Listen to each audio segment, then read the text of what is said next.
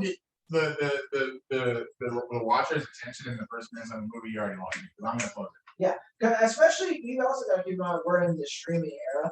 Like there's what people don't know about the film industry is there's a war. Quite literally, there's two wars going on. There's a war between agents and managers for when it comes to writers, and there's a war between streaming and the theater, like actual films. Like that Scarlett Johansson, how she sued Disney because it's our streaming movie, and they cut her off.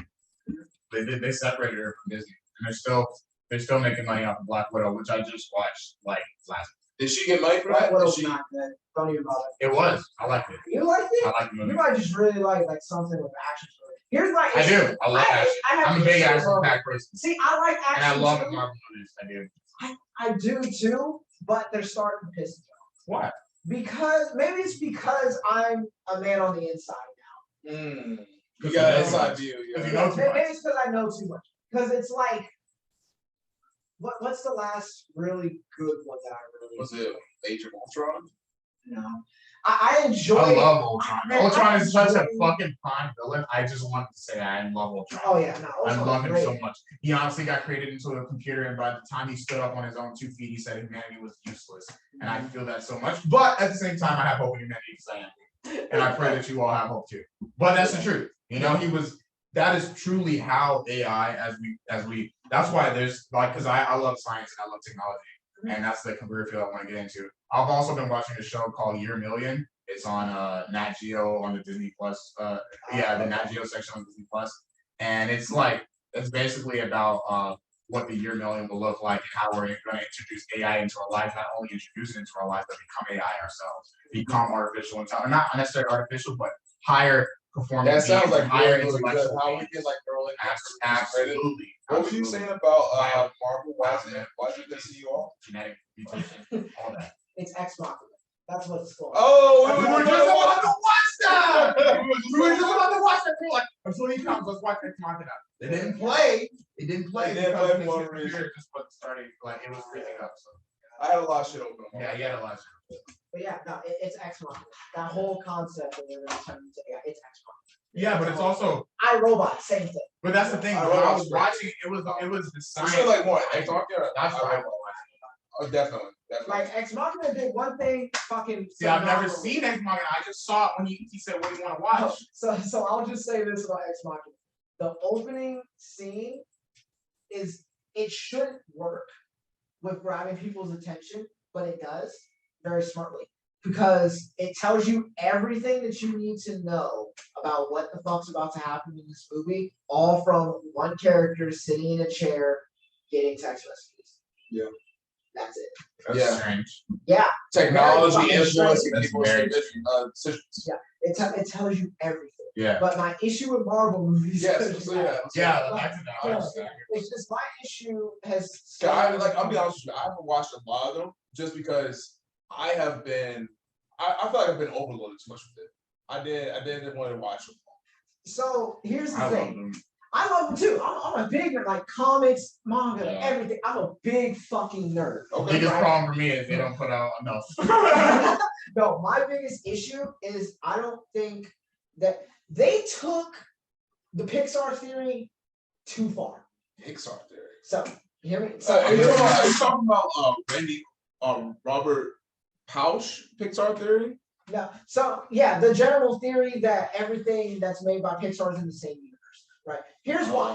So I'm not saying like, for those of you, because I'm gonna have to explain this a little bit. If you don't know what the Pixar theory is, in short, everything in Pixar is connected. That's the theory.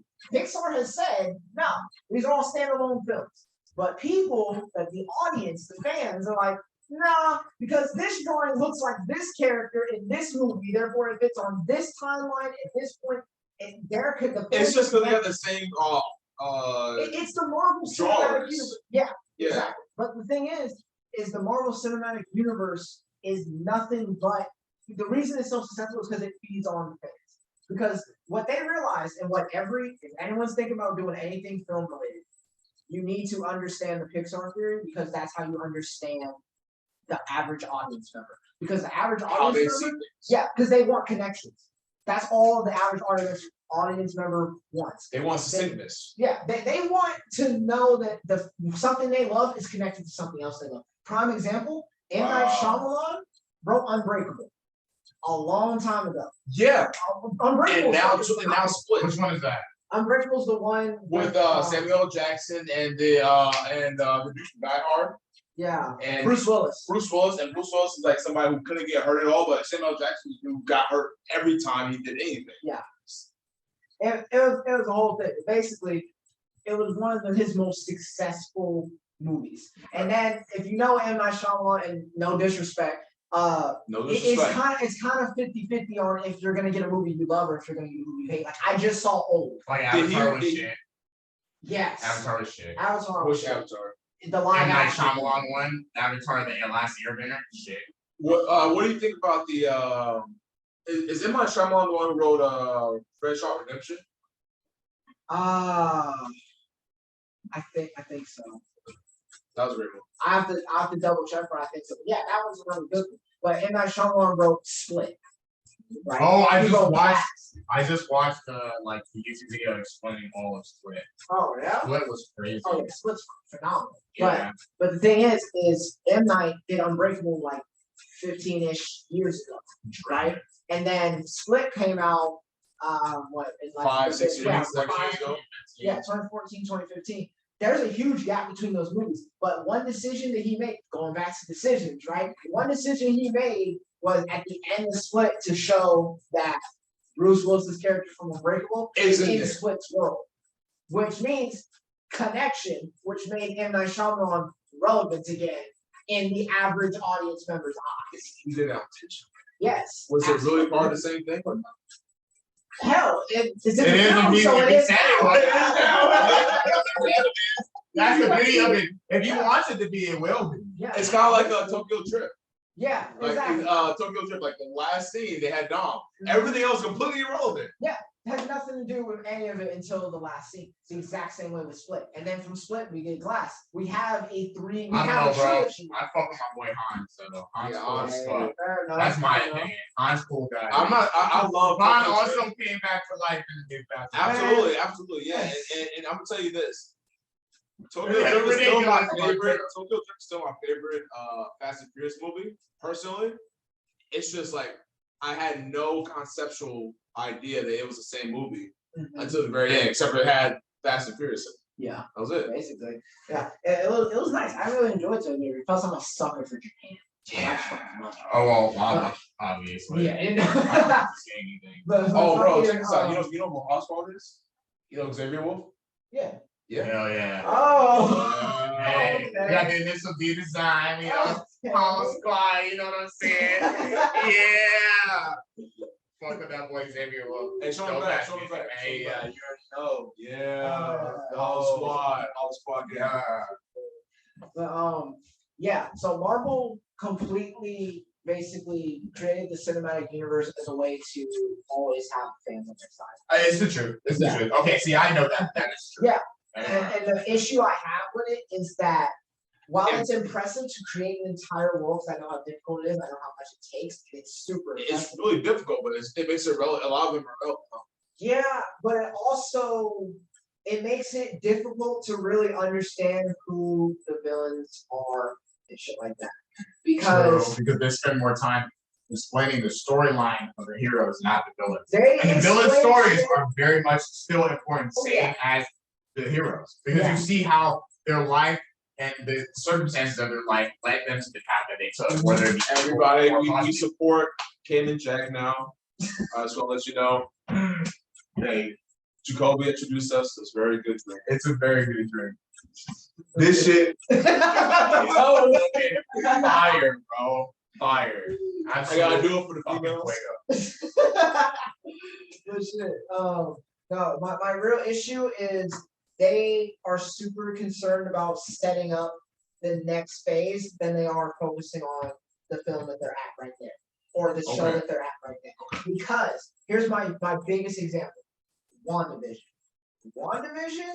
What the fuck is a one? WandaVision is Wanda? Wanda, Bro, Scarlet Witch. actually, I stopped watching them. I'm Oh, sorry. so WandaVision. Honest to God, is the I newest- started watching WandaVision. Okay, so But The reason why I think I haven't is the same reason we're touching, but I'll let you finish. No, it's just the reason because WandaVision is phenomenal. I will absolutely recommend WandaVision, 100%. Oh, yeah, I think it's still a good show. I haven't gravitated to watch Here's it. my fucking issue with WandaVision, right? Because like I know television history. That's one of the classes I had to take was to really understand the history of television, like the main shows, shit like that. WandaVision. That's what I know. parodies a lot of that Your shirt is really fucking nice. I like it. That's a great t-shirt. Yeah, Oh, no, you great know, polo, man. You look good. Ross shows up, you know, they got shit. Yeah, You look like I grew up shopping at Ross. 1980s, 1970s. I don't know, like gangster or like I don't know, man. Just like one of those like cool fucking guys from the movies, man. Like you look stylish, bro. I have better shoes to go with this shit. Like I said, I got off You work. got off work, I went bro. home, You're I good. just took off the hoodie and was Yeah. like, it's too hot to be wearing a hoodie. Absolutely. Yeah. Which I'm glad I did because I can't wear the. I'm the surprised white I'm not shirt. in a hoodie now, man. I always feel great. I always love wear a hoodie. Oh, but yeah, WandaVision, right? It's Yeah, fucking, WandaVision.